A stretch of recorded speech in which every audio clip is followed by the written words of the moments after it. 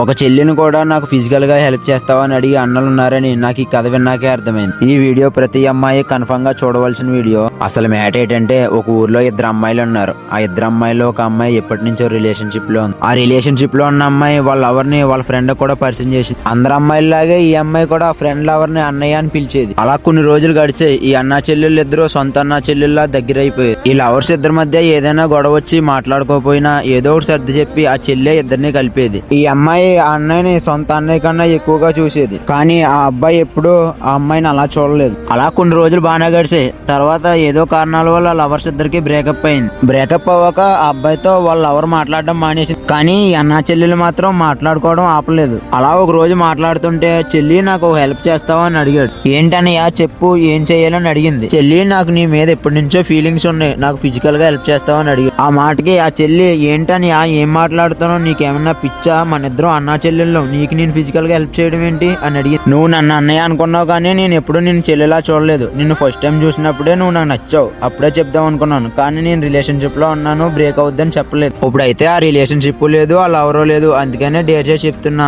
అని అన్నాడు. ఇంకా ఆ అమ్మాయికి బాగా కోపం వచ్చి అన్ని సోషల్ మీడియా అకౌంట్ లోని బ్లాక్ చేసి ఆ అబ్బాయితో మాట్లాడడం మానేసి, ఆ తర్వాత సొంత అన్నయ్య కన్నా ఎక్కువ చూసిన అన్నయ్య కూడా ఇలా చేసాడని చాలా రోజులు బాధపడిందంట ఆ అమ్మాయి. ఇదంతా నేను ఎక్కడో చదివి మీకు చెప్తున్న స్టోరీ కాదు. మన పిఠాపురం పక్కన బాలాపురం అనే ఒక ఊర్లో ఒక అమ్మాయికి జరిగిన రియల్ స్టోరీ ఇది. ఈ వీడియో చూసాక నాకు లైక్ చేయకపోయినా పర్లేదు, కానీ ఈ వీడియో మీకు తెలిసిన ప్రతి అమ్మాయికి షేర్ చేయండి. అలాంటి అబ్బాయిలకి మీరు ఏం చెప్దాం అనుకుంటున్నారో కామెంట్ లో రాయండి. మంచిది.